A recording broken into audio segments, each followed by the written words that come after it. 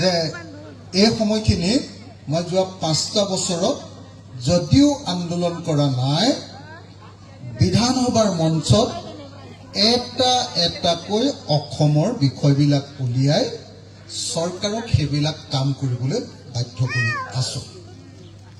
চাইছেনে নাই বাৰু?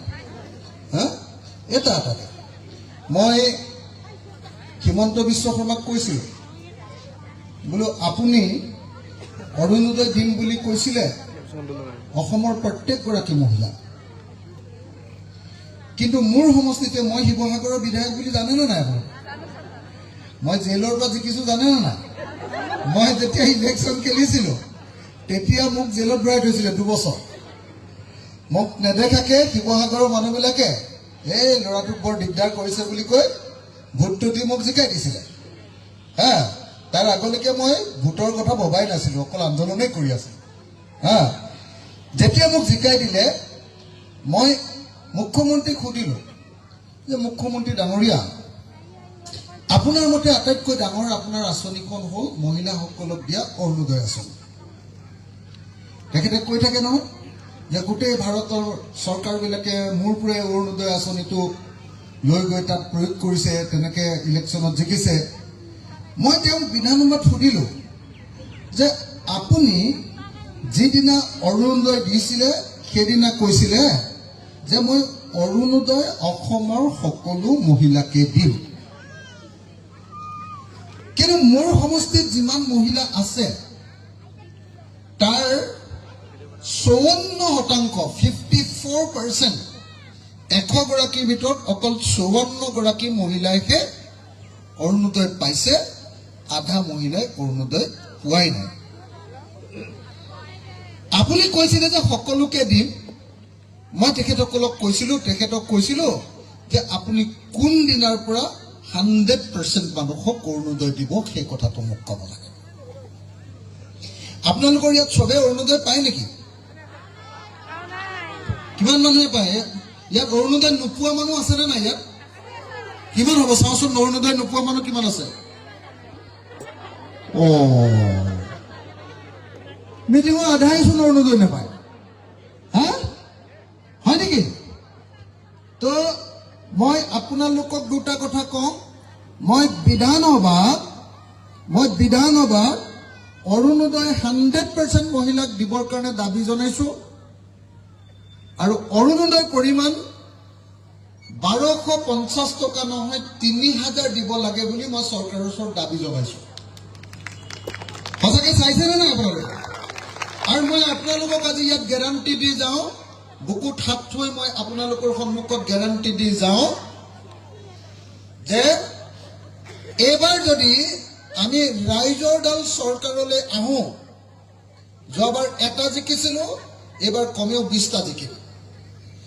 এইবাৰ যদি ৰাইজৰ দল চৰকাৰলৈ আহোঁ, অহা 6 মাহৰ ভিতৰত মই অসমৰ প্ৰত্যেকগৰাকী মহিলাক অৰুণোদয় দিয়াৰ ব্যৱস্থা কৰিম, আৰু অৰুণোদয়ৰ পৰিমাণ 3000 টকাকৈ হ'ব। এইটো মই খোলাখুলিকৈ প্ৰথমতে কৈ ল'লোঁ, কিন্তু অকল মহিলাসকলক নহয়, যিবিলাক খেতিয়ক আছে, প্ৰত্যেকজন খেতিয়ক যাৰ বয়স 65 বছৰৰ ওপৰ হৈছে, 65 বছৰতকৈ একদিনো যাৰ বেছি হৈছে, চবকে 3000 টকাকৈ মতা মানুহবিলাককো অৰুণোদয় দিয়া হ'ব। 2 নম্বৰ, আটাইবিলাক বিধৱা মহিলা, কোনো মহিলা যাতে থাকি যাব নোৱাৰে, চবকে দিয়া হ'ব। 3 নম্বৰ, ফিজিকেলি হেণ্ডিকেপ যিমানবিলাক মানুহ শাৰীৰিকভাৱে বিশেষভাৱে সক্ষম তেওঁলোককো দিয়া হ'ব। আৰু 5 নম্বৰ, আজিকালি থাৰ্ড জেণ্ডাৰ বুলি এবিধ মানুহে যে এই বাছত যে এনেকে কৰি যে পইচা বিচাৰি থাকে যে, সেই মানুহবিলাককো পুৰা 3000 টকা দিয়াৰ ব্যৱস্থা কৰা হ'ব। এইটো মোৰ প্ৰথম আপোনালোকৰ প্ৰতি ক'বলগীয়া কথা। কেলে মহিলাবিলাকক সঁচাকৈ কৈছোঁ, মই অসম চৰকাৰৰ অৰুণোদয় আঁচনিটোৰ বিৰোধিতা নকৰোঁ, বহুতে বিৰোধিতা কৰে, মই নকৰোঁ। মই ভাবোঁ যে মহিলাবিলাকৰ হাতত অকণমান যদি পইচা থাকে, তেতিয়াহে মহিলাগৰাকী নিজৰ ঘৰখনত মূৰ তুলি থিয় হ'ব পাৰে। আৰু মই আপোনালোকৰ মহিলাসকলক এইটোও কৈ গৈছোঁ যদি মই কেতিয়াবা চৰকাৰলৈ আহোঁ, আমি যদি ৰাইজৰ দলে চৰকাৰ গঠন কৰোঁ, তেতিয়াহ'লে যিবিলাক মানুহক নতুনকৈ পট্টা দিম, মই আপোনালোকক গেৰাণ্টি দি গৈছোঁ যে মই কৃষক আন্দোলনৰ মানুহৰ মাটিৰ পট্টাৰ কাৰণে মই যুঁজ দিছিলোঁ। গতিকে মই যেতিয়া চৰকাৰলৈ আহিম, 2 বছৰৰ ভিতৰত অসমৰ সকলো আমাৰ খিলঞ্জীয়া মানুহবিলাকক মই মাটিৰ পট্টা দি দিম আৰু মাটিৰ পট্টাটো ফ্ৰীকে দিম। এতিয়া চৰকাৰে লোৱাৰ নিচিনাকৈ প্ৰিমিয়াম নলওঁ, ফ্ৰীকে দি দিম। আৰু ফ্ৰীকে দি দিয়াই নহয়, নতুনকৈ দিয়া মাটিৰ পট্টাত গিৰিয়েকৰ নামৰ লগতে ঘৈণীয়েকৰ নামটো মই লিখি দিয়াৰ ব্যৱস্থা কৰিম। কেলে কৰিম গম পাইছেনে? তেতিয়া আৰু কোনো ঘৈণীয়েকক গিৰিয়েকে চুলাই মদ খাই আহি দম দিব নোৱাৰিব। কথাটো বুজিছে নাই? যদি কোনোবাই দম দিয়ে আৰু যদি ঘৰৰ পৰা খেদি দিব খোজে, তেতিয়াহ'লে মাটি সমানে সমানে দুভাগ হৈ যাব। আৰু মাটি যদি ভাগ হয়, কোন মতা মানুহে কাজিয়া কৰিব ঘৈণীয়েকৰ লগত? হয় নে নহয়? এতিয়া চব মতা মানুহৰ দামটোতে মাটিটো থাকে, ঘৈণীয়েক গ'ল মানে গ'ল আৰু একো নাই। হয় নে নহয়? তো মই এইকেইটা কথা আপোনালোক সকলো মহিলা আগফালে বহি আছে কাৰণে মই মহিলাক লৈ এইকেইটা কথা আৰম্ভ কৰিম। এতিয়া মই আপোনালোকক চিধা চিধিকে কেইটামান কথা পাতিব কৈছোঁ। আমাৰ 2026 চনত যে এইবাৰ বিধানসভাৰ ইলেকশ্যন হ'ব, এই ইলেকশ্যনত এইবাৰ ভোট দিলে ভাৰতৰ মানুহে স্বাধীনতাৰ পাছত কিমান বছৰ ভোট দিয়া হ'ব জানেনে? 80 বছৰ। আপোনালোকে কিমান বাৰ জীৱনত ভোট দিলে? কিমান বাৰ? এতিয়ালৈকে কিমান বাৰ দিলে? এতিয়ালৈকে অসমৰ মানুহ, ভাৰতৰ মানুহে 80 বছৰ ভোট দিলে। কেতিয়াবা কংগ্ৰেছক দিলে, কেতিয়াবা জনতা দলক দিলে, কেতিয়াবা CPI বা CPM বা এছ'চিয়েট দিলে, কেতিয়াবা AGPক দিলে, তাৰ পাছত BJPক দিলে। সবকে মানুহে ভোট দি চালে। মই আপোনালোকক সুধিছোঁ, 80 বছৰ ভোট দিয়াৰ পাছত আপোনালোকৰ ঘৰৰ সমস্যাবিলাক সমাধান হ'লনে নাই? হ'লনে নাই? হ'লনে নাই? সমস্যাবিলাক সমাধান হ'লনে? 80 বছৰ চবে ভোট দিলে।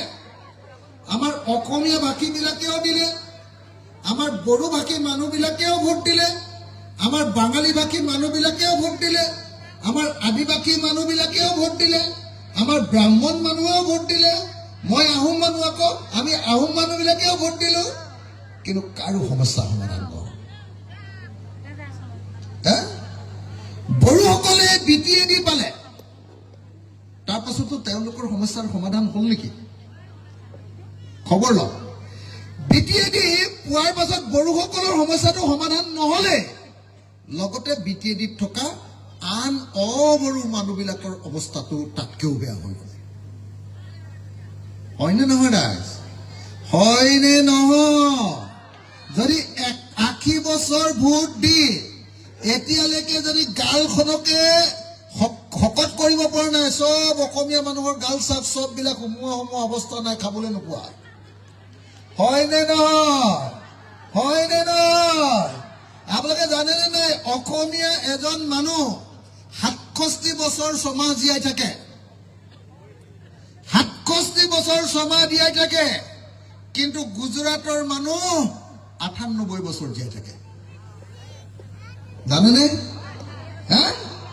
গোটেই ভাৰতৰ মানুহ 72 বছৰ জীয়াই থাকে। আমি জীয়াই থাকো কেইবছৰ? 67 বছৰ ছমাহ। এইটো মই কোৱা নাই, ৰিজাৰ্ভ বেংকে এইবাৰ যোৱা ডিচেম্বৰ মাহৰ 11 তাৰিখৰ দিনা প্ৰতিবেদন উলিয়াই কৈছে যে গোটেই ভাৰতবৰ্ষৰ ভিতৰত অসমৰ মানুহ দ্বিতীয় কমকে জীয়াই থাকে। কেলে কমকে জীয়াই থাকে মানুহ? ভালকে খাবলৈ নোপোৱাৰ কাৰণে, ভাল পানী খাবলৈ নোপোৱাৰ কাৰণে, ভাল অৱস্থা নথকাৰ কাৰণে অসমৰ মানুহ কম দিন জীয়াই থাকে। আৰু মই আই মাতৃসকলক সুধিছো, আপোনালোকে জানেনে যে সন্তান জন্ম দিওঁতে, গৰ্ভৱতীকৈ সন্তান যেতিয়া জন্ম দিয়ে, সেইটো প্ৰসূতি বুলি কয়নে নাই? প্ৰসূতি বুলি কয়নে নাই? গোটেই ভাৰত ভাৰতবৰ্ষত সন্তান জন্ম দিওঁতে মাকৰ মৃত্যু যিমান হয়, ভাৰতবৰ্ষৰ ভিতৰত 1 নম্বৰত বেছিকে মাকৰ মৃত্যু হয় অসমত।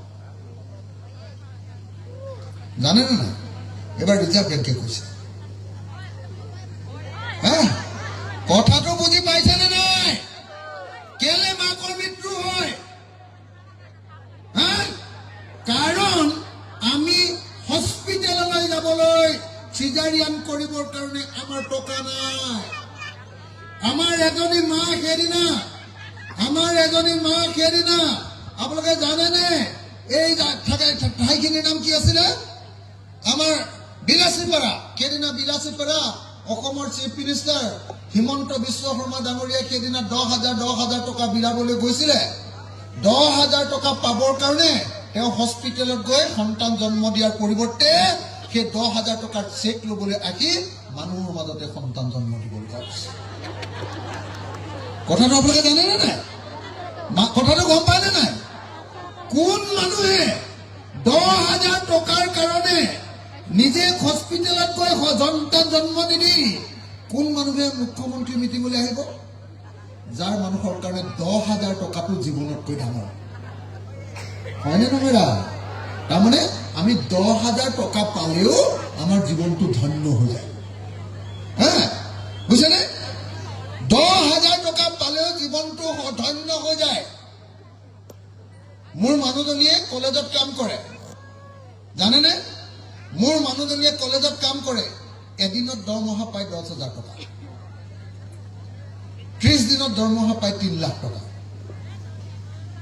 আৰু এগৰাকী মহিলাই তেওঁ জীৱনটো সন্তান জন্ম হ'ব হৈছে সেই সময়ত হস্পিটেললৈ নগৈ চেকখন লওঁ বুলি আহি টকা 10,000 কাৰণে তেওঁৰ জীৱনটো মৃত্যুবৰণ কৰিব।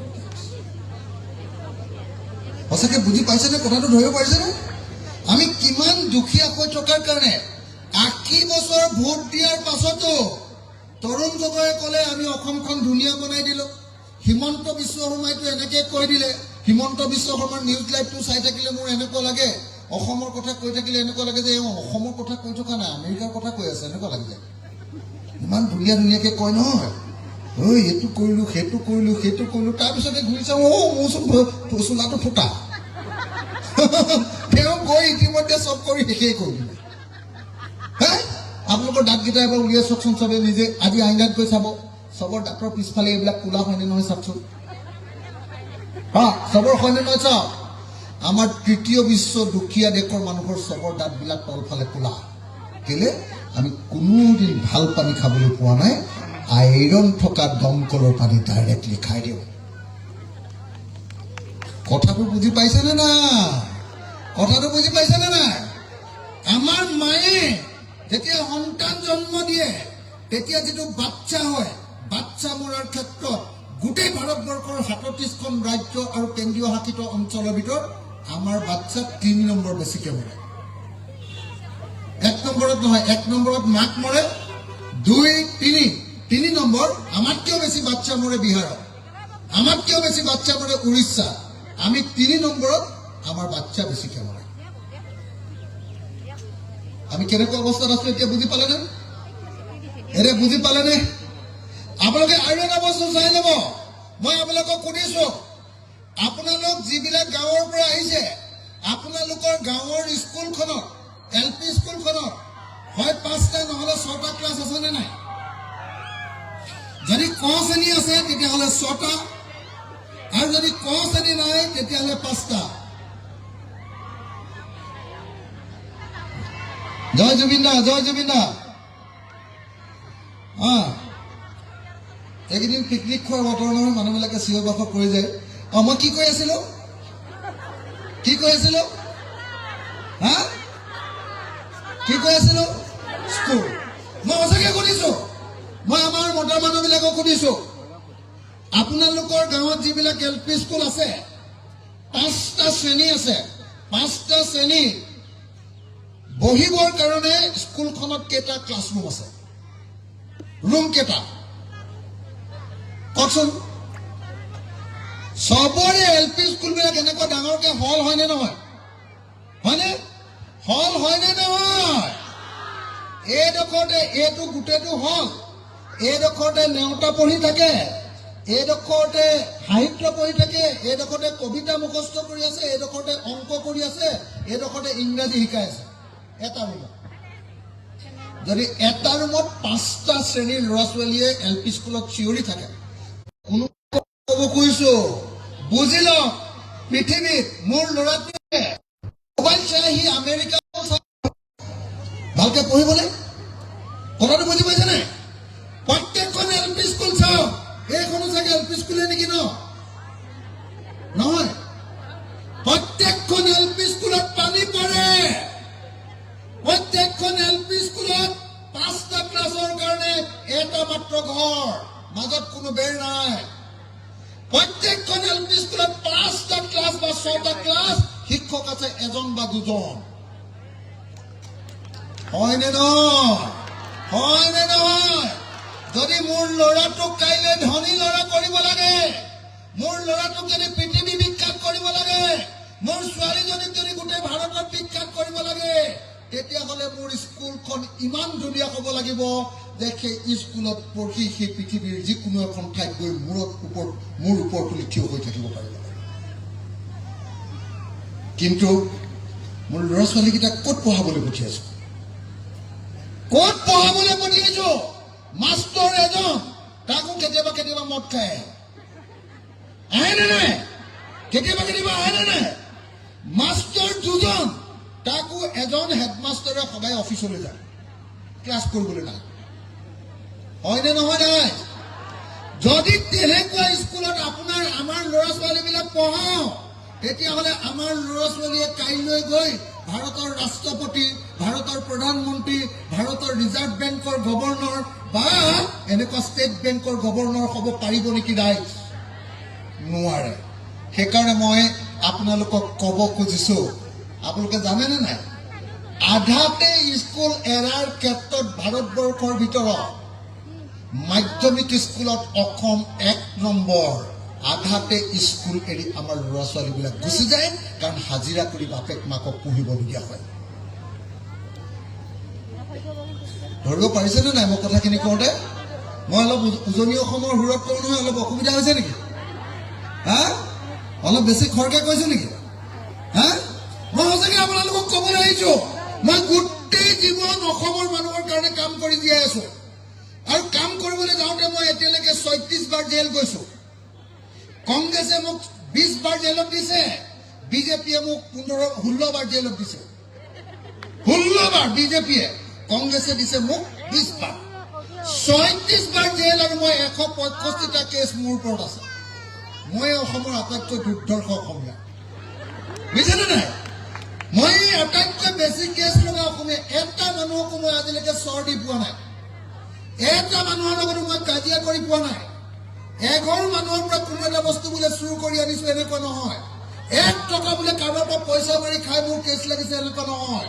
মই অকল অসমৰ মানুহৰ কথা ক'বলৈ যাওঁতে মোৰ ওপৰত কেছ লাগিছে।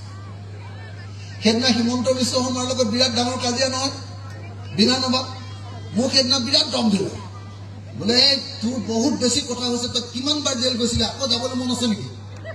মোক এনেকৈ ক'লে, মোক বিৰাট দম দি দিলে। কিবা এটা কথা মই তেওঁক উল্টি ধৰিছো। মোৰতো আপোনালোকে জানেই নহয়, মানে মোক মাত্ৰ 2 মিনিট কথা ক'বলৈ দিয়ে। মই 2 মিনিট কথা কোৱাৰ পাছত হিমন্তই 2 ঘণ্টা মোক জাৰি দিয়ে। হয়নে নহয় বাৰু? যেতিয়া জাৰি দিয়ে তেতিয়া মই কি কৰোঁ, মই ৰৈ থাকোঁ যে কোনডোখৰত মই মানুহটোক একদম এটা গুলি মাৰিব পাৰোঁ, গুলি মাৰিব পাৰোঁ। তেনেকৈ ৰৈ থাকোঁ, মই সদায় ৰৈ থাকোঁ। যেতিয়াই মোক পাৰ্চনেল এটেক কৰে, মই পুৰা গুলি মাৰি দিওঁ। তেতিয়া তেওঁ খং উঠি যায়, তেওঁ যেনি তেনি গুচি যায়, আচল কথাটোৰ পৰা আঁতৰি গুচি যায়। মোৰ সেইটোৱে কাম, বিৰোধী পক্ষৰ মানুহবিলাকৰ কামটো হ'ল সেইটো, বুজিছেনে নাই? মোৰ কামটো তেনেকৈ মই সিজাই লওঁ, বুজিছেনে? এইবাৰ হিমন্ত বিশ্ব শৰ্মাই মোক দম দিলে, বোলে আপোনাৰ বোলে বহুত বেছি হৈছে, আপুনি চব কথাতে আমাক ডিষ্টাৰ্ব কৰি থাকে, আপুনি কিমান বাৰ জেল গৈছে, লাজ নাই, আকৌ জেলত পঠিয়াই দিয়ে। মই ঠিক কি ক'লো জানো নাই? মই ক'লো যে মই 36 বাৰ জেলত গৈছোঁ, 36 বাৰ। আৰু জেলত যাবলৈ মোৰ এতিয়া ভয়ো নাই, কাৰণ জেলত যিমান কয়দী আছে চবেই মই গ'লে বিৰাট ফূৰ্তি পায়। কেলে জানেনে নাই? কয়দীবিলাকক খুব বেয়াকৈ খাবলৈ দিয়ে, তাৰ ওপৰত হিমন্তই পইচা মাৰে, জানেনে নাই? এই যে কয়দীবিলাক যে থাকে সিহঁতৰ পৰা পইচা মাৰে, তেহেঁতক খাবলৈ দিয়া পইচাও মাৰে সিহঁতি, সেইকাৰণে খাবলৈ খুব দিয়া। মই গ'লে একদম বিৰাট হাল্লা লগাই দিওঁ, সদায় মানে ভালকে খুৱাবলগীয়া হয়। গতিকে একদম কয়দীবিলাকে মোক মানে ৰজা নিচিনা ব্যৱহাৰ কৰে। একদম মই গ'লে গৰম পানী কৰি দিব, গা ধুৱক দাদা, গা ধুৱক, একদম গা মালিচ কৰি দিব, মই চুলি কাটিবলৈ আহিব, দাড়ি কাটিবলৈ আহিব, এই অলপ মালিচ কৰি দিব আপোনাক, এনেকৈ কৈ থাকে। মইতো ভালে পাওঁ ভাই, ইমান দিন আন্দোলন কৰি আছো, ভাগৰ লাগিছে, মই 20 দিন তহঁতৰ ইয়াত ঠাণ্ডাকে যাম বুলি ভাবো, আৰাম কৰি যাম, বুজিছে। সেইকাৰণে মই হিমন্তক ক'লো কি বুলি বুজে নাই, মই হিমন্তক ক'লো বোলো মুখ্যমন্ত্ৰী ডাঙৰীয়া, মই এতিয়ালৈকে 36 বাৰ জেল গৈছো, আৰু জেল গৈ মই এদিনো বেয়া পোৱা নাই, জেল গৈ মই শিক্ষাহে লৈ আহিছো। কিন্তু মই জনামতে আপুনি মাত্ৰ 2 বাৰে জেল গৈছে। আপোনালোকে জানেনে নাই? জানেনে নাই হিমন্তক যে 2 বাৰ জেলত দিছিলে, জানেনে নাই? নাজানে। মই ক'লো যে আপুনি 2 বাৰে জেল গৈছে। এবাৰ যেতিয়া আলফাৰ নামত আপুনি আমাৰ ঘৰৰ কাষৰ দাস নামৰ ইঞ্জিনিয়াৰ ঘৰত পইচা তুলি দম দি পইচা তুলিবলৈ গৈছিলে, চানমাৰি পুলিচে ধৰি আপোনাক লকআপত ভৰাই চব কানি কাপোৰ খুলি আণ্ডাৰ পেণ্ট পিন্ধাই এনেকুৱা ৰাম পিটন দিলে আপোনাৰ মনত আছে নে নাই বুলি ক'লো। কথাটো বুজি পালেনে নাই? কি ক'লো? কোনোবা চিফ মিনিষ্টাৰক কোনোবাই এনেকে ক'ব পাৰিব নেকি? লগে লগে বাহিৰত আহি গুলিয়াই দিব, হয়নে নহয়? তাতে হিমন্ত ৰাতি মানুহ মাৰিয়ে থাকে, হয়নে নহয়? ভুৱা এনকাউণ্টাৰ কৰি মানুহ মাৰি থাকেনে নাই? মই হিমন্তক তেনেকে কওঁ, বোলো মই জেলত গ'লে একো নাই, মই এতিয়ালৈকে 36 বাৰ জেল গৈছো, গৈ থাকিম, আকৌ যাম, আকৌ আহিম, একো টেনশ্যন নাই মোৰ। কিন্তু মই ইমান দিন জেলত যোৱাৰ পাছতো এদিনো পুলিচৰ মাৰ খোৱা নাই। কিন্তু তুমি আলফাৰ নামত মনে মনে ঘৰৰ কাৰণে পইচা তুলিবলৈ গৈ তোমাক যে কাপোৰ খুলি পিটন দিছিলে, তোমাৰ মনত আছে নে নাই? এনেকে বুলি পুৰা দম দিব। তাৰ পাছত ক'লে যে তোমালোকৰ তাত এটা বড়ো মানুহ এনেকে কৈছে, তোমাৰ আন্দোলনত এনেকে জুই জ্বলাই মৰি গৈছে। মই ক'লো যে হয়, মোৰ আন্দোলনত পুলিচে গুলিয়াই মানুহ মাৰিছে আৰু আত্মজাহু দিছে খেতিয়ক, সেইটো হয়। কিন্তু মই কাকো মৰা নাই আজিলৈকে। চবে নিজে আন্দোলন কৰিবলৈ গৈ ময়ো কেতিয়াবা গুলি খাইছো, ময়ো মাৰ খাইছো, কিন্তু মই কেতিয়াও কোনো মানুহক আজিলৈকে মাৰপিট কৰি পোৱা নাই।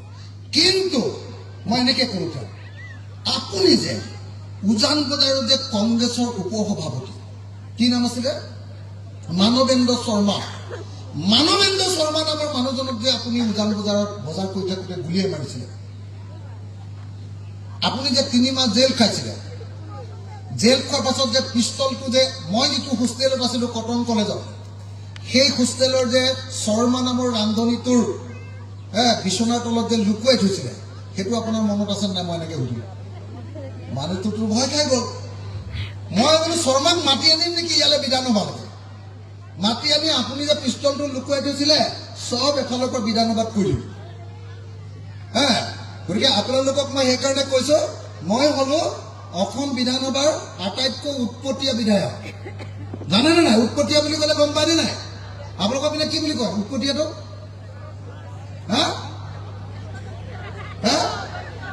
কি উৎপতীয়া মানে? উদণ্ড নহয়, আৰু উৎপতীয়াটোও বেলেগ, অলপ উদণ্ডটোও বেলেগ। এই অত্যাচাৰী নহয়, কি উল্টা কথা ক'বলৈ আহিছে দেখিছ? এই কুচৰাজবংশী মানুহে কি কথা ক'বলৈ আহিছে? মোক তই বুলি ক'বলৈ আহিছে? এইটো নহয়। উৎপতীয়া মানে হ'ল এই যে ঘৰখনত যে ল'ৰাটোৱে যে বহুত উৎপাত কৰি থাকে নে নাই, কথা নুশুনে, কিবা ক'লে মানে মই এনেকে জাপ মাৰি গুচি যায়, এইবিলাক যে উৎপাত কৰি থাকে নে নাই, সেইটো। মই বহুত উৎপতীয়া মানুহ, মোক পৃথিৱীৰ কোনো চিফ মিনিষ্টাৰ, চিফ মিনিষ্টাৰ, পুলিচে কোনেও মোক বাধা দি ৰাখিব নোৱাৰে। এতিয়া মই আপোনালোকক সঁচাকে কেইটামান কথা ক'ব লাগিছো, একদম চিধা চিধি।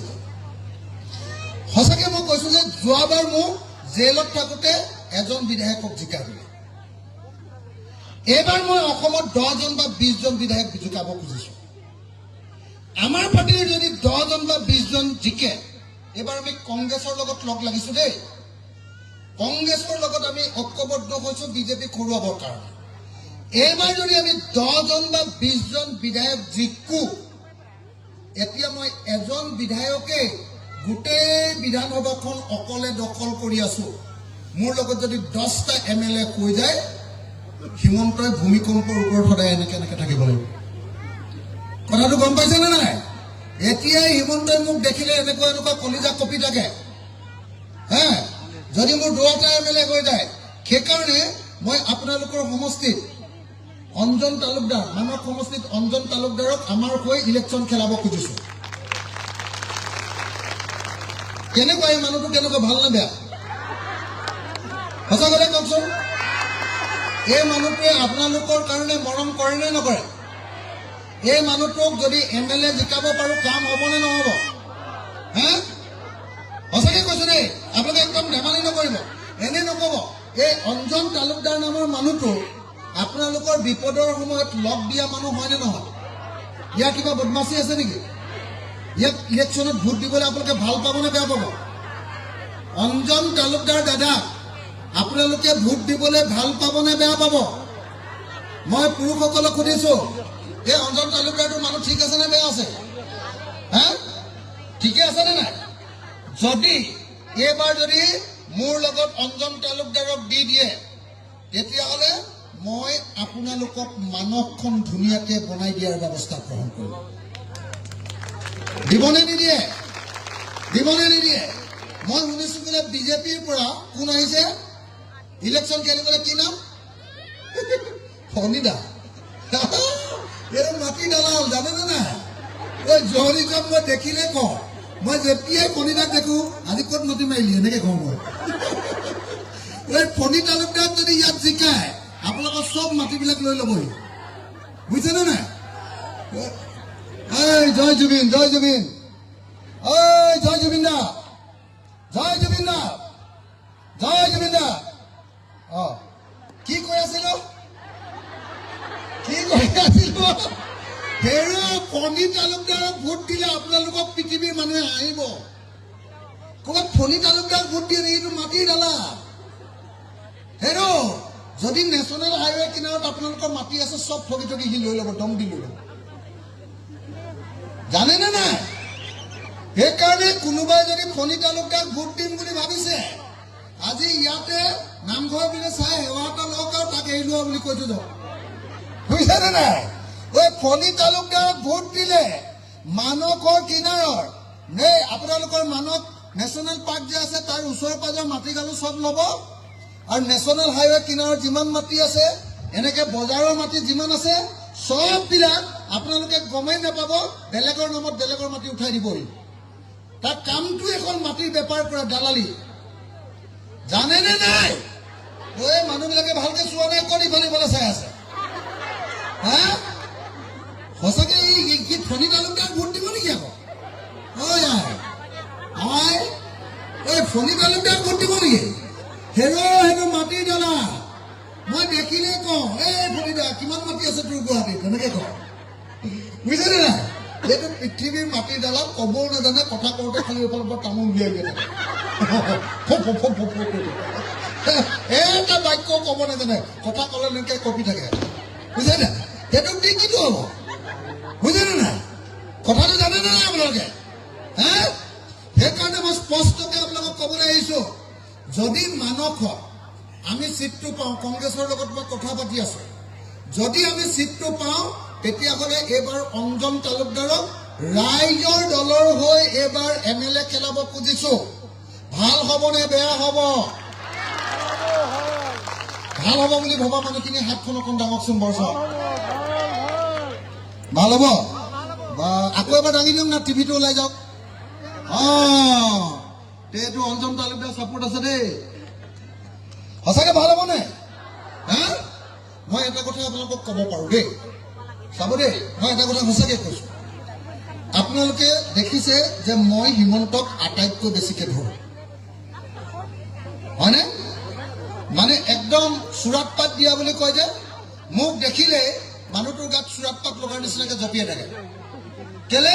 মই চব কথাতে ধৰো, ক'তো কথাটো মই এৰি নিদিওঁ, একদম ধৰি লৈ মই বগৰাই দিওঁ, মোৰ এইটোৱে কাম। হা, মই পুৰা ধৰো। কি ধৰিলো জানেনে নাই? কি ধৰিছিলো এবাৰ? তেওঁ কৈছিলে যে অসমৰ সকলো মাইকী মানুহৰ নামত থকা যিমানবিলাক বেংক লোন আছে, মাইক্ৰ' ফাইনেন্সৰ ধাৰ, চব ধাৰবিলাক মাৰি দিম বুলি কৈছিলে। মই ইলেকশ্যনৰ সময়ত তেতিয়া মই জেলত আছিলো, মই টিভিটো চাই থাকোঁতে দেখিছিলো তেওঁ কয় বোলে আইসকল, হিমন্তই কয় দেই, বোলে আইসকল আপোনালোকৰ বেংকত ধাৰ আছে নেকি? মহিলাবিলাকে কয় বহুত ধাৰ আছে ছাৰ, বহুত ধাৰ আছে। এইবাৰৰ পৰা আপোনালোকে মাইক্ৰ' ফাইনেন্সৰ ধাৰ মাৰিব নালাগে, আপোনালোকৰ ধাৰ মৰাৰ দায়িত্ব মোৰ, হিমন্ত বিশ্ব শৰ্মাৰ। এনেকে কৈছিলে নে নাই? এতিয়া চবৰে ধাৰটো মাৰি দিলে নে নাই? মাৰি দিলে নে নাই? কিমান মানুহৰ মাৰি দিয়ে নে ধাৰ? হাত ডাঙৰচোন। ধাৰ মাৰিবলৈ বাকী আছে, হয়নে নহয়? মই আপোনালোকক গেৰাণ্টি দিছো, এইবাৰ যদি ৰাইজৰ দল চৰকাৰলৈ আহে, চৰকাৰলৈ অহাৰ এবছৰৰ ভিতৰত মহিলাবিলাকৰ যিটো মাইক্ৰ' ফাইনেন্সৰ ধাৰ আছে, সেই ধাৰটো মই সম্পূৰ্ণৰূপে মাফ কৰি দিয়াৰ ব্যৱস্থা কৰিম। 100%। একো শতাংশ। ভাল হ'বনে বেয়া হ'ব? ভাল হ'বনে বেয়া হ'ব? এতিয়ালৈকে মই 2টা কাম কৰি দিম বুলি ক'লো। এক, সকলো মহিলা আৰু 65 বছৰৰ ওপৰৰ পুৰুষ যিবিলাকে হাজিৰা কৰিছিলে, যিবিলাকে মিস্ত্ৰীৰ লগত যোগালী কৰিছিলে, যিবিলাকে খেতি কৰিছিলে, তেওঁলোকক সকলোকে 3000 টকাকে দিম বুলি ক'লো। এক, এইটো অৰুণোদয়। 2, মই ক'লো যে মাইকী মানুহবিলাকৰ, মহিলাবিলাকৰ নামত যিমান মাইক্ৰ' ফাইনেন্সৰ ধাৰ আছে সেইটো মই মাফ কৰি দিম। 2, 3, কিন্তু মোৰ আচল কাম এইটো নহয়, মই 5টা কাম কৰিবৰ কাৰণে অসমত ৰাজনীতিলৈ আহিছো। আপোনালোকে, মই সেইকাৰণে সুধিছিলো যে 80 বছৰ ভোট দি কি পালে? 80 বছৰ ভোট দিয়াৰ পাছত এইবাৰ মই আহিছো, যদি মই ৰাজনীতিত এবাৰ জিকিব পাৰো, মই 5টা কাম আপোনালোকক কৰি দিম। 5টা কাম মই আপোনালোকক কৰি দিম। এই গেৰাণ্টি দিবৰ কাৰণে মই আহিছো। 5টা কাম ৰ'ব দেই। 1, যিমানবিলাক আমাৰ অসমীয়া মানুহ আছে, অসমীয়া মানে চব অসমীয়া, কলিতা অসমীয়া, বড়ো অসমীয়া, আহোম অসমীয়া, কোচ কলিতা, কোচ অসমীয়া, কোচ ৰাজবংশী অসমীয়া, যিমান আমাৰ অসমীয়া মানুহ আছে, চব অসমীয়া মানুহৰ নামত যিমানবিলাক মাটি আছে কিন্তু পট্টা নাই, মই সকলোৰে মাটিৰ পট্টাবিলাক বিনামূলীয়াকৈ এবছৰৰ ভিতৰত 100% পট্টা কৰি দিয়াৰ ব্যৱস্থা কৰিম। 1 নম্বৰ। 2 নম্বৰ, যদি আপোনালোকে চৰকাৰী মাটি দখল কৰি আছে, চৰকাৰী মাটি খেতি কৰি আছে, তেতিয়াহ'লে সেই টুকুৰাও আপোনালোকৰ নামত মই পট্টা কৰি দিম। 1 নম্বৰটো হ'ল মাটিৰ পট্টা। 2 নম্বৰ কি কৰিম জানেনে নাই? 2 নম্বৰ, অসমৰ সকলো পথাৰত পানী যোগানৰ ব্যৱস্থা কৰিম। পানী যোগান মানে ইৰিগেশ্যন, জলসিঞ্চনৰ ব্যৱস্থা কৰিম। কেলে কৰিম? এতিয়া এবছৰত এবাৰ খেতি কৰে, হয়নে নহয়? আকৌ বৰষুণ নিদিলে, কঠীয়া পাৰিবৰ সময়ত বৰষুণ নিদিলে কি কৰে? ভেকুলী বিয়া পাতে নে নাই?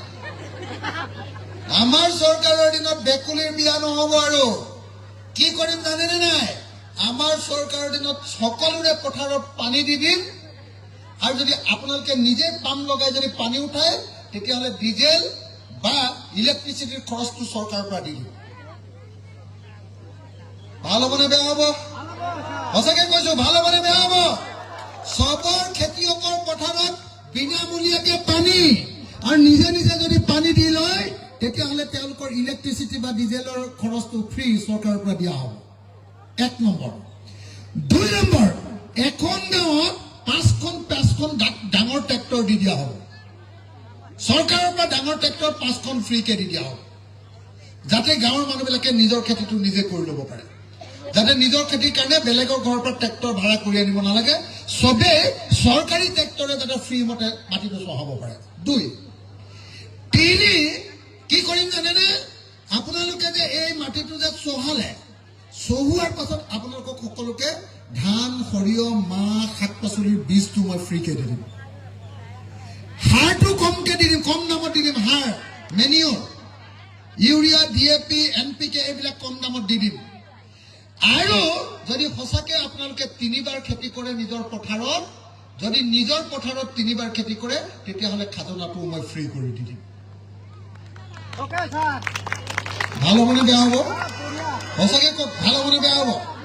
আমাৰ দুখীয়া খেতিয়ক, সেয়া বড়োৱে কওক, সেয়া কলিতাই কওক, সেয়া ৰাজবংশীয়ে কওক বা সেয়া নাথেই হওক, দুখীয়া খেতিয়ক যদি ধনী হ'ব লাগে, সেয়া সেয়া বাঙালী মানুহে হওক বা সেয়া আমাৰ নিচিনা আহোম মানুহে হওক, যি মানুহে নহওক লাগিলে, বেংগলী মানুহে হওক, বড়ো মানুহে হওক, যি মানুহে নহওক লাগিলে, দুখীয়া খেতিয়ক ধনী হোৱাৰ আটাইতকৈ ডাঙৰ নিয়মটো হ'ল পথাৰত পানী যোগান দি বছৰত 3 বাৰ খেতি কৰাব লাগিব। হয়নে নহয়? হয়নে নহয়? এবাৰ শালি খেতি, এবাৰ বড়ো বা আহু খেতি, এবাৰ সৰিয়হ বা শাক পাচলি খেতি, এডৰা পথাৰত 3 বাৰ যেতিয়া খেতি কৰিব, তেতিয়া মাটি দৰাই পোৱালি দি 3 ডৰা হ'ব। 10 বিঘা মাটি থাকিলে 10 পূৰণ 3 বাৰ খেতি কৰিলে 30 বিঘা মাটি হ'ব। আৰু 30 বিঘা মাটি হোৱাৰ পাছত তাৰপিছত আপোনালোকে নিজে মোক কৈ দিব, অখিল ভাইটি, তোৰ পৰা আৰু 3000 টকা অৰুণোদয়টো নালাগে, মোৰ ঘৰতে পুৰা পইচা হৈ গ'ল। এতিয়া এইটো ভাল হ'বনে বেয়া হ'ব? সঁচাকে ভাল হ'বনে বেয়া হ'ব? ভাল হ'বনে বেয়া হ'ব?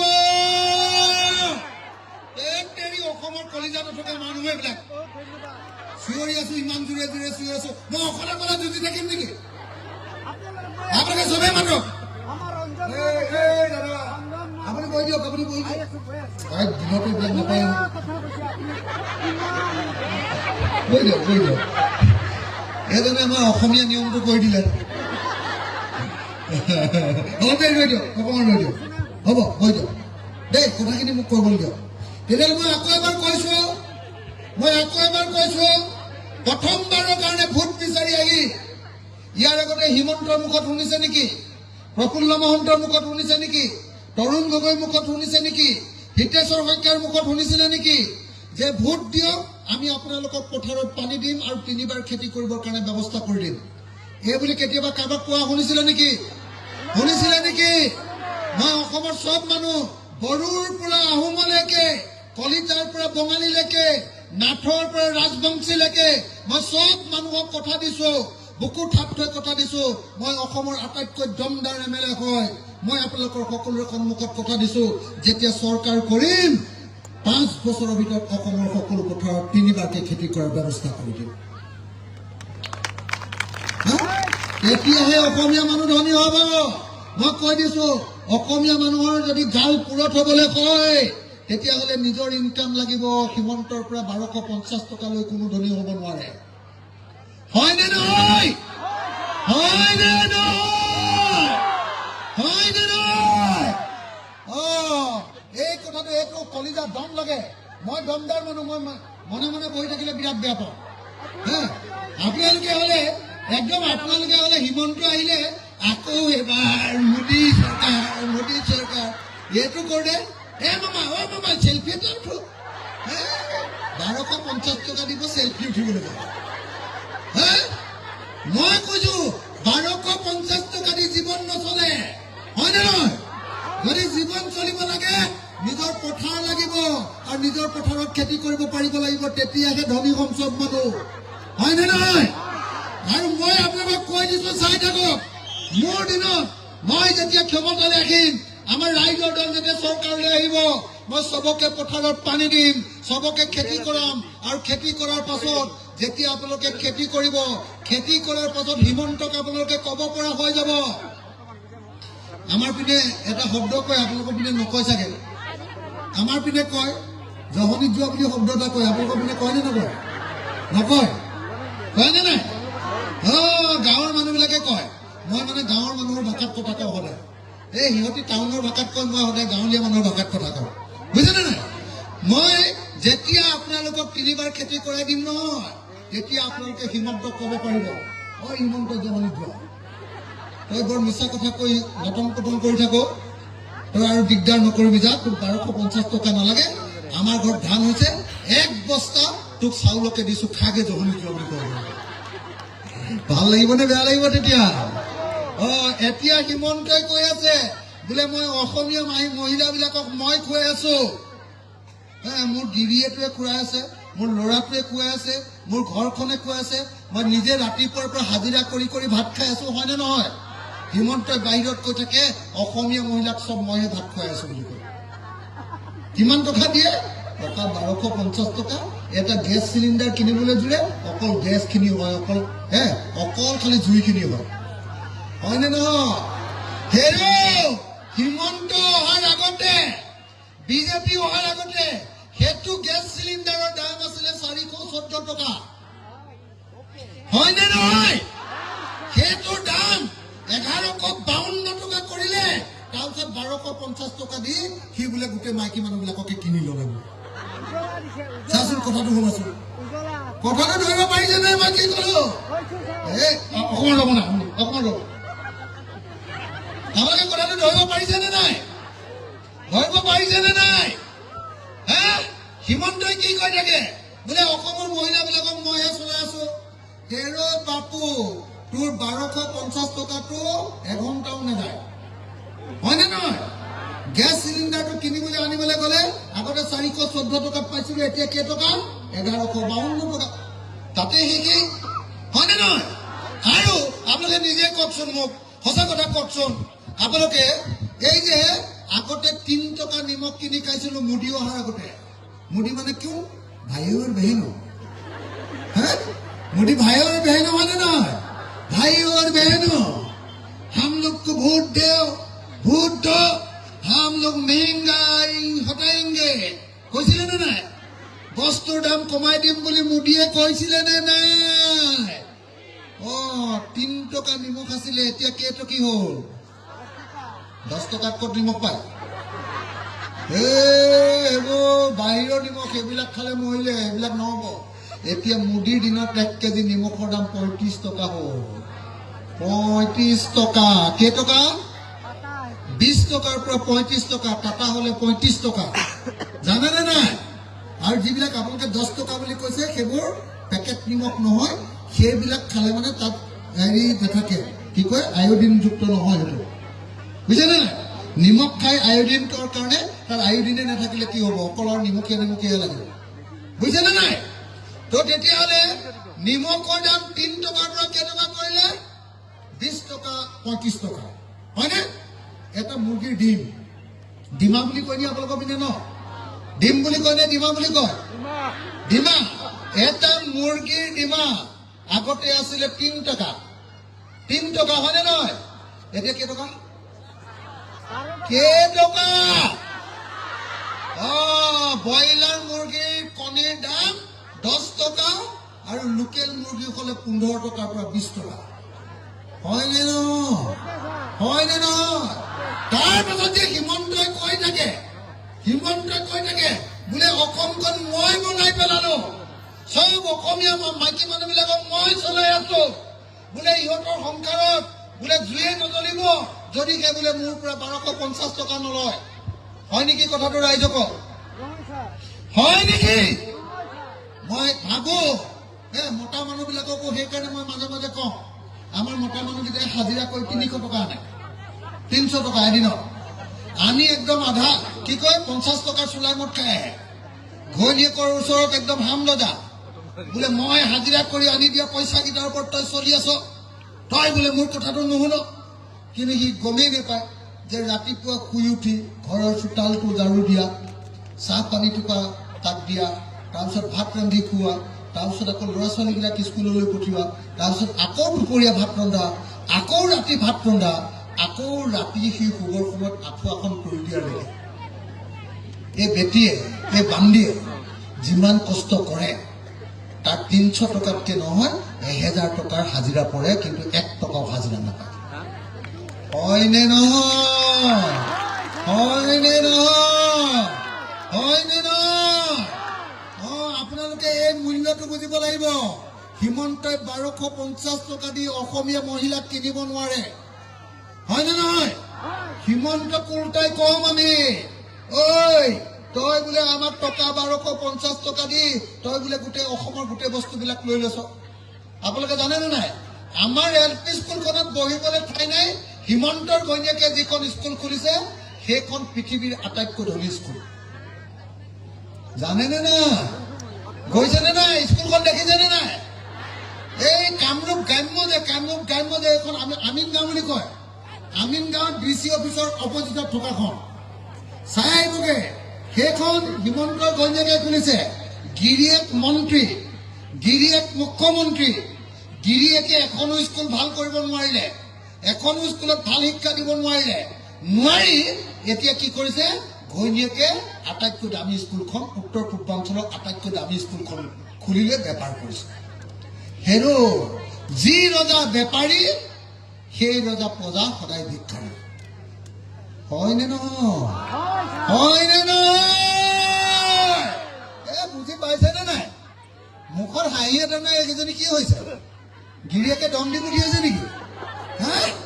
নে হিমন্ত বেয়া পাব বুলি ভয় লাগি আছে? আকৌ এবাৰ মোদী চৰকাৰ, আকৌ এবাৰ মোদী চৰকাৰ। লাজ নাই সববিলাক অসমৰ পৰা ধ্বংস কৰি লৈ গুচি গ'ল। মোদী চৰকাৰ, মোদী চৰকাৰ, মোদী চৰকাৰ। বড়ো মানুহক মই দেখিছো ইয়াত। বড়ো মানুহকেইজনী দেখিছেনে নাই? আপোনালোকক বড়ো চাহটো অকণ দিম বুলি কৈ চব বিজেপি সোমাই গ'ল। বুঢ়াই বড়ো মানুহকেইটাক কামেই নাইকিয়া কৰি দিলে। এবাৰ হাগ্ৰামাই উল্টা পুল্টা কৰি আমিও ছাপৰ্ট দিয়াৰ কাৰণে জিকি লৈ ক'লে হিমন্তক পুৰা মজা দিম বুলি ক'লে। জিকাৰ পিছদিনাই হাগ্ৰামা আকৌ হিমন্তৰ লগত গুচি গ'ল। সি হাগ্ৰামাটো কম লুটি পুটি নহয় কিন্তু দেই, ই উল্টা পুল্টা মাল আছে। ইলেকশ্যনৰ আগত বেলেগ কয়, ইলেকশ্যনৰ পাছত বেলেগ। হয়নে নহয়? ই জালিয়া মাল আছে, জালিয়া 2 নম্বৰী মাল আছে। মাল ঠিক নহয়, বুজিছেনে নাই?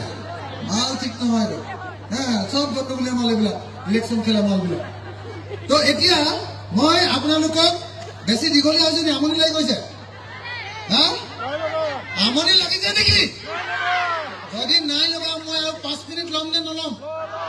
5 মিনিট? মই কি কৰিম? 1, সকলোৰে খেতি। 2, খেতিয়কবিলাকৰ বস্তুবিলাকৰ আচল দাম। মনত ৰাখিব দেই। বিলাহী যেতিয়া কিনি খাওঁ, 1 কেজি বিলাহী কিমান টকা দি কিনি খায়? 60 টকা, 80 টকা। যেতিয়া বিক্ৰী কৰোঁ কেইটকা হয়? ঘৰত যেতিয়া বিলাহী খেতি কৰি বিক্ৰী কৰে তেতিয়া কেইটকা পায়? 5 টকা। কিনি খাবৰ সময়ত 60 টকা, বিক্ৰী কৰিবৰ সময়ত 5 টকা।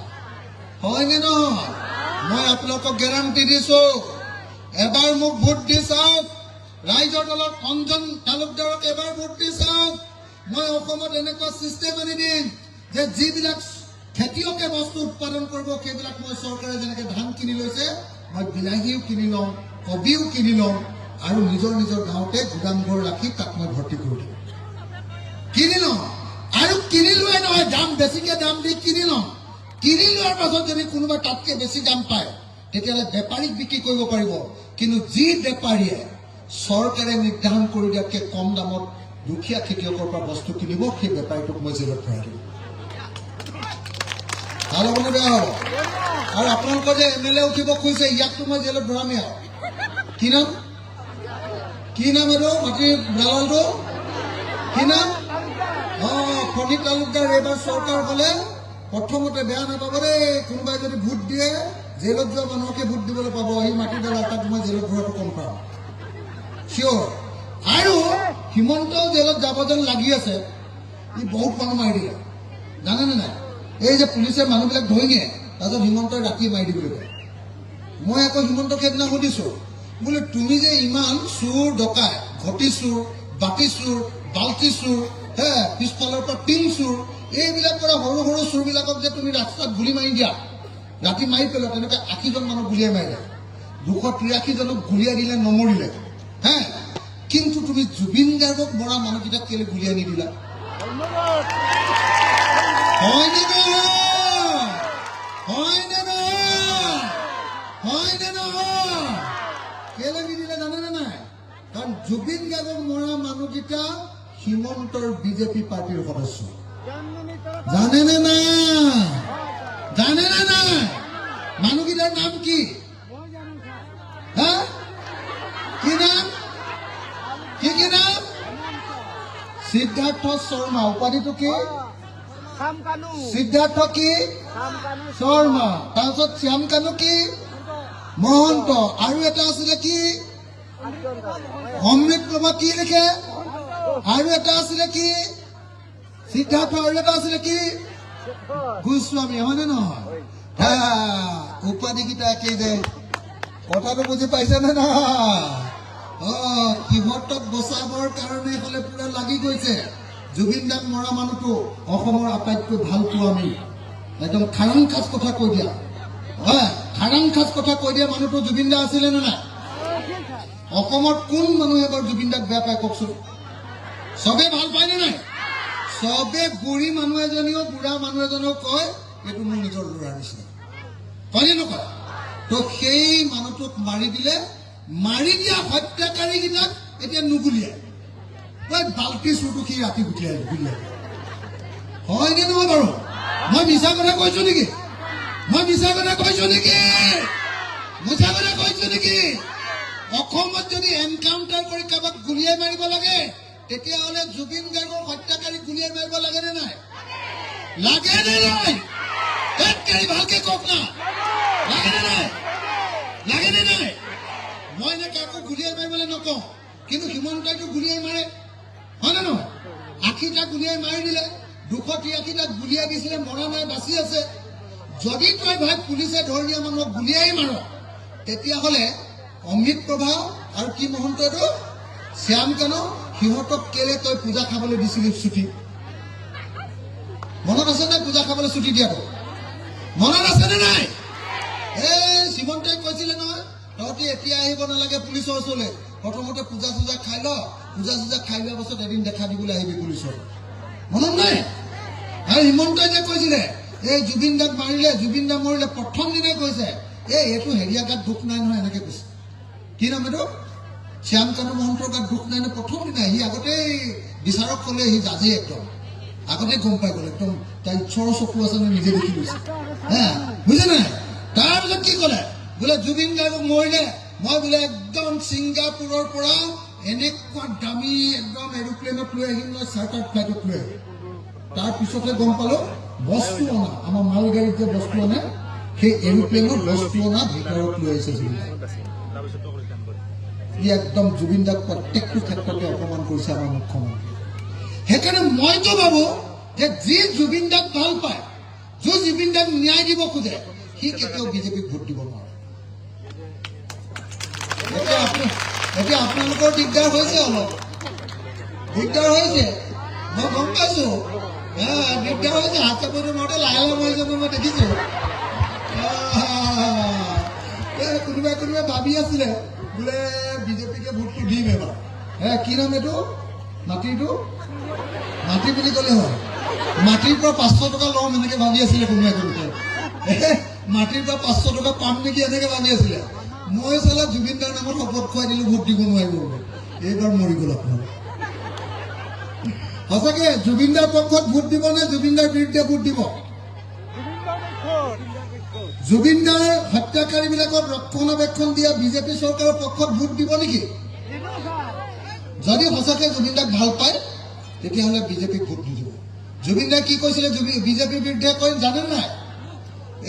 বিজেপিটো বৰ বটলা পাৰ্টি বুলি কৈছিলে। মনত আছেনে নাই? মনত নাই নেকি সঁচাকে? ডাইৰেক্ট জুবিন দাই কৈছে এই পৃথিৱীৰ আটাইতকৈ বটলা পাৰ্টিটোৰ নাম বিজেপি, এইটোক কেতিয়াও ভোট নিদিবি। মই এইবাৰ জীয়াই আছো, এইবাৰ বিজেপিক হৰুৱাইহে মই যাম বুলি কৈছিলো। সেইকাৰণে মানুহটো মৰি থাকিলে, জানেনে নাই? চৰকাৰৰ বিৰুদ্ধে ইমান কথা কোৱাৰ কাৰণে চৰকাৰে তেওঁক চিকিউৰিটি নিদিলে, জানেনে নাই? আমাৰ দিলৰ মানুহ, অসমীয়া মানুহৰ আচল অসমীয়া হয়, বুজিছে নাই? আপোনালোকৰ ইয়াত তামোলপুৰতে পঢ়ি গৈছে স্কুল, জানে নাই? তামোলপুৰত পঢ়িছিলে বুলি জানে নাই? তো গতিকে মই বেছি দীঘলীয়া নকৰো, কি কাম কৰি দিম? 1 মিনিট। মই 5টা কাম কৰি দিম আৰু লগত 2টা। 1, 3000 টকাকে অৰুণোদয়। 2, সকলোৰে মাইক্ৰ' ফাইনেন্সৰ ধাৰটো ফ্ৰী কৰি দিম, কোনেও মাৰিব নালাগে ধাৰ। 3, সকলোৰে পথাৰত পানী দি পুৰা খেতি কৰাৰ ব্যৱস্থা কৰি দিম। 4, সববিলাক বস্তু, উৎপাদিত বস্তুবিলাক বেছি দামত বিক্ৰী হোৱাকে মই এটা মিনিমাম ছাপৰ্ট প্ৰাইচ দি দিম, নহ'লে কোনোবা বেপাৰীয়ে যদি কম দামত কিনে বেপাৰীটোকে জেলত ভৰাই দিম, হ'বনে? 4 আৰু 5 কি কৰিম জানেনে নাই? 5 কি কৰিম? 5, এখন গাঁৱত এটা ইণ্ডাষ্ট্ৰী। এইখন গাঁৱত এইটো কি কল বুলি কয়?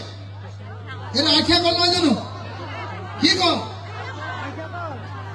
এই আঠিয়া কল নহয় নেকি? এইটো ইমান ডাঙৰ কল, আঠিয়া নিচিনাই লাগিছে। এটা বস্তু মনত ৰাখিব, মই এই যে কলগছ আছে, মই ডাঙৰ হৈছিলোঁ, মই আমাৰ ঘৰত ডাঙৰ হৈছিলোঁ মায়ে খুৱাই দিয়া ভীমকল খাই, মাৰ গাখীৰ আৰু ভীমকল, তাৰ বাহিৰে মই সৰুকালত একো খোৱা নাছিলোঁ। সেইকাৰণে মই শপত লৈ থৈছোঁ, অসমৰ প্ৰত্যেকজন অসমীয়াই যি ভীমকল খাইছে চবেই শপত লোৱা দৰকাৰ যে যদি মোৰ ল'ৰাটোৱে ভীমকল খাই ডাঙৰ হ'ব পাৰে, তেতিয়াহ'লে এদিন আমিও ডাঙৰ হৈ ভীমকলৰ পৰা চেৰেলেক বনাম আৰু পৃথিৱীৰ চব ল'ৰা ছোৱালীবিলাকৰ খাদ্য বনাই সেইটো বিক্ৰী কৰি পৃথিৱীৰ বজাৰত বিক্ৰী কৰি চব অসমীয়া এদিন ধনী হ'ব। কথাটো বুজি পালেনে নাই? মই কি কি কৰিম বুলি ভাবিছে আপোনালোকে?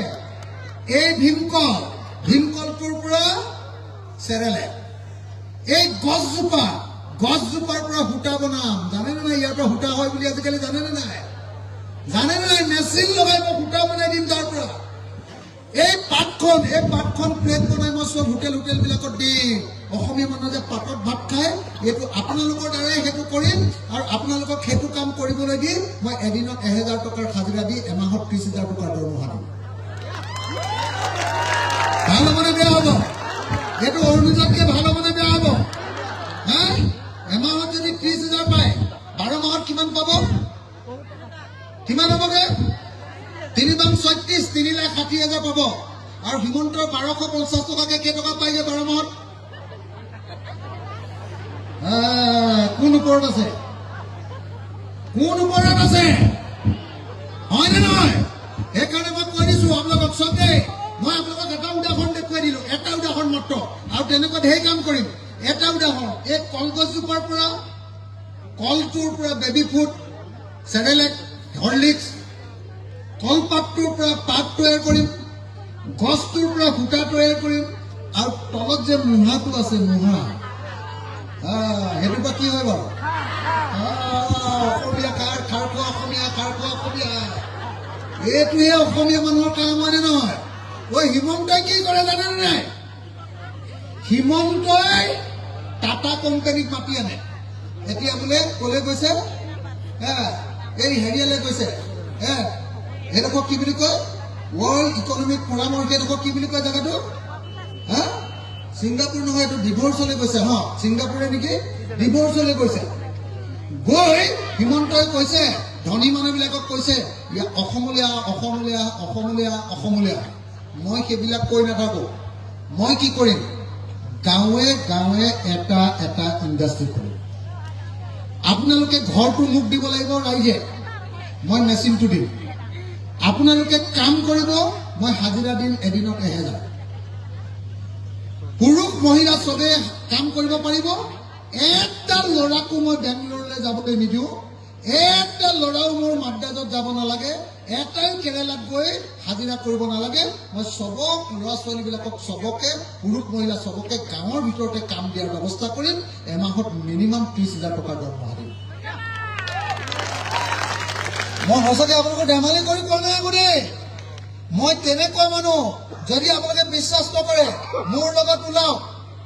এই তালুকদাৰ দা, অঞ্জন দা, আপুনি দুখন বাছ ঠিক কৰি দিব, আপুনি ভাড়া লৈ দিব। আমাৰ কাজিৰঙালৈ যাব। কাজিৰঙাৰ নাম শুনিছেনে নাই? ইয়াৰ ভিতৰত 50জনী 100জনী মহিলা ওলাব। বাছখনৰ ভাড়া তালুকদাৰৰ। তাৰপিছত ৰাস্তাত খোৱা, কাজিৰঙাত ফুৰাই দিয়াৰ দায়িত্ব মোৰ। মই কাজিৰঙা অৰ্কিড পাৰ্কত আপোনালোকক দেখুৱাই দিম যে মই অৰ্কিড পাৰ্কত কেনেকুৱা ইণ্ডাষ্ট্ৰী বনাইছো। আপোনালোকে নিজে গম পায় মই কি বস্তু। আপোনালোকে অৰ্কিড পাৰ্ক চালে বুজি পাই যাব। বুজিছেনে নাই? তালুকদাৰ ৰঞ্জন, বুজিছেনে নাই? পিছত এতিয়াই কৈ দিলো, পিছে দুখনত নহবগে নেকি? হয় নে নহয়? আপাৰে চাবলৈ যাবলৈ মন আছেনে নাই? চাবলৈ কাজিৰঙা চাবলৈ? কাজিৰঙাত মোৰ নিজৰে আমাৰ অৰ্কিড পাৰ্ক আছে, কাজিৰঙা নেশ্যনেল পাৰ্কৰ মানে গোটেই ভাৰতবৰ্ষৰ ভিতৰত আটাইতকৈ বেছি মানুহ যোৱা পাৰ্কখন আমাৰখনেই হয়। মই তাৰ চেয়াৰমেন হয়। যিদিনাই মন যায় সেইদিনাই ওলাম, চব ফ্ৰী, খোৱা বোৱা। এখন এনেকে ভাত খাবলৈ দিওঁ যে, এখন প্লেটত 35টা চব্জি দিওঁ। 35টা চব্জি খাই থাকোঁতে ভাত খাবলৈ মনেই নাযাব। বুজিছে নাই? এইটো বোলো। গতিকে বেছি দীঘলীয়া নকৰো। কি কৰিম বুলি ক'লো আকৌ মনত ৰ'ল নে? এতিয়াও আকৌ এবাৰ আকৌ এবাৰ মোদী চৰকাৰ ক'লে মই এবাৰ মাইকী মানুহবিলাকক দিম মই এবাৰ দিম মোদী চৰকাৰ মোদী চৰকাৰ মোদী চৰকাৰ মোদী মিছলীয়া একদম দুনিয়াৰ মিছলীয়া হয়নে নহয় মোদীয়ে বিদেশী খেদিম বুলি কৈছিলে খেদিলে নেকি খেদিলে নে নাই নাই মোদীয়ে কৈছিলে কি বোলে অসমত এটাও নিবনুৱা নাথাকিব মই নিবনুৱা মুক্ত কৰি দিম তাৰ বাপেকে আমাক কাম দিলে হয়নে নহয় কথাটো বুজি পাইছেনে নাই হে আৰু মই বেছি দীঘলীয়া নকৰো আপোনালোকক সকলোকে আৰু এটা কথা দেই লাষ্ট আৰু এটা কথা কৈ শেষ কৰি দিছো এটা বেছি দীঘলীয়া হৈছে নেকি ঐ বাইদেউ কেনে উঠি আছে বৰ 2 মিনিট 2 মিনিট শেষ মই লাষ্ট কথাটো কৈছো এতিয়াৰ পৰা আমি যেতিয়া চৰকাৰলৈ আহিম কোনোবা মাইকী মানুহে যদি আনৰ ঘৰত কাম কৰিবলৈ যায় আমাৰ পিনে বাই বুলি কয় আপোনালোকক কি বুলি কয় এইটো বাই বুলি কয় হা সেই বাইবিলাকক মই কি কৰিম জানেনে শুনি লওক দেই আনৰ ঘৰত কাম কৰিবলৈ যোৱা বাইজনীক মই কেনেকৈ সহায় কৰিম চাই থাকক শুনি লওক কি কৰি দিম আনৰ ঘৰত কাম কৰিবলৈ যোৱা বাইজনীক ঐ জয় জুবিন দা জয় জুবিন দা জয় জুবিন দা জয় জুবিন দা জয় জুবিন দা যা যা সোনকালে যা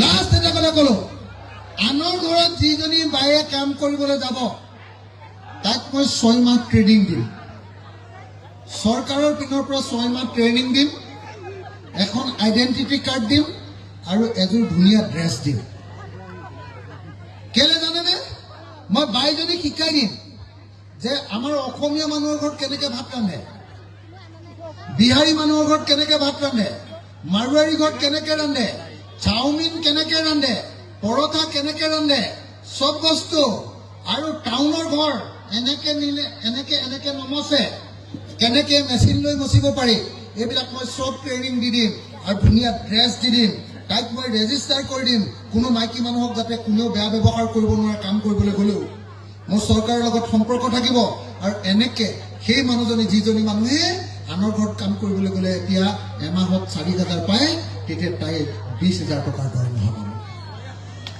ভাল হ'বনে বেয়া হ'ব ভাল হ'বনে বেয়া হ'ব যিটো ল'ৰাই চিকিউৰিটি গাৰ্ড কৰিবলৈ বেংগলৰলৈ যাব বেংগলৰলৈ গৈ অকল মাত্ৰ 15,000 টকা দৰমহা পায় ঘৰলৈ অকল 5,000 টকা পঠিয়াব পাৰে ল'ৰাটোও সি যাব নোৱাৰে ঘৈণীয়েকৰ লগতো সি থাকিব নোৱাৰে হয়নে নহয় মই প্ৰত্যেকটো ল'ৰাক কি কৰি দিম জানেনে নাই মই প্ৰত্যেকটো ল'ৰাক যিবিলাকে বাহিৰত এনেকৈ কাম কৰিবলৈ চিকিউৰিটি গাৰ্ড কৰিবলৈ যাব মই তাক 1 বছৰৰ পুলিচৰ ট্ৰেইনিং দিম বিনামূলীয়াকৈ 1 পইচা নোহোৱাকৈ পুলিচৰ ট্ৰেইনিং দিম একযোৰ ধুনীয়া ড্ৰেছ দিম তাক মই আমাৰ হেৰিয়াত ৰেজিষ্টাৰ কৰিম তাৰপিছত কৰ্ণাটক চৰকাৰ বেংগলোৰ চৰকাৰৰ লগত মই চুক্তি কৰিম যে মোৰ ইয়াৰ পৰা চিকিউৰিটি গাৰ্ড পঠিয়াই আছো তহঁতি দিগদাৰ কৰিব নোৱাৰিবি কিন্তু দৰমহা 15,000 দিলে নহ'ব দৰমহা 40,000 দিব লাগিব ভাল হ'বনে বেয়া হ'ব ভাল হ'বনে বেয়া হ'ব যিমান ছোৱালী আছে নহয় যিমান ছোৱালী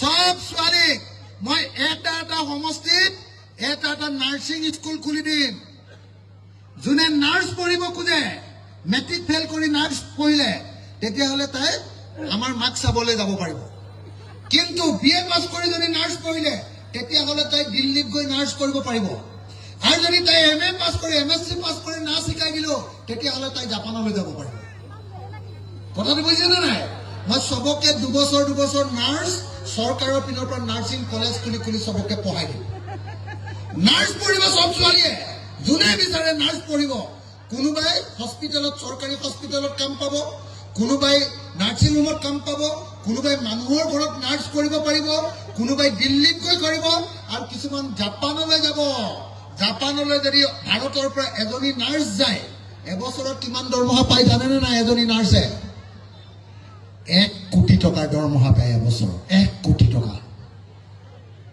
এজনী নাৰ্ছে 1 কোটি টকা খালি তাই ইংৰাজী আৰু জাপানী ভাষা ক'ব পাৰিব লাগে মই জাপানী ভাষাও শিকাই দিম এই নাৰ্ছ পঢ়ি থাকোঁতে মই জাপানীজ ভাষা শিকাই থাকিম ইংৰাজী শিকাই থাকিম, মাষ্টৰ থাকিব, সিহঁতি শিকাই থাকিব, ভাষাটো ক'বলৈ শিকাই থাকিব, শিকাই এইফালে নাৰ্ছো শিকাই দিলোঁ।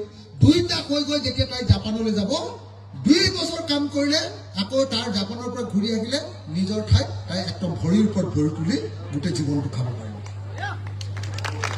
ভাল হ'বনে বেয়া হ'ব? সঁচাকে কৈছো, ভাল হ'বনে বেয়া হ'ব? বুজি পাইছেনে নাই বাৰু? বুজি পাইছেনে নাই? আৰু গাঁৱত যে হাজিৰা কৰা ল'ৰাবোৰ মিস্ত্ৰীৰ লগত যোগালী, মই সিহঁতৰ কাৰণে এখন ফিনিচিং স্কুল খুলি দিম। হা, কি স্কুল খুলি দিম? য'ত সিহঁতি মিস্ত্ৰী কেনেকে ভালকে হ'ব পাৰে সেইটো শিক্ষা ল'ব, ইলেক্ট্ৰিচিয়ান কেনেকে ভালকে ল'ব পাৰে শিক্ষা ল'ব। এতিয়া 250 টকাত যদি হাজিৰা কৰিবলৈ গৈছে, তেতিয়া হাজিৰা পাব 1500 টকা।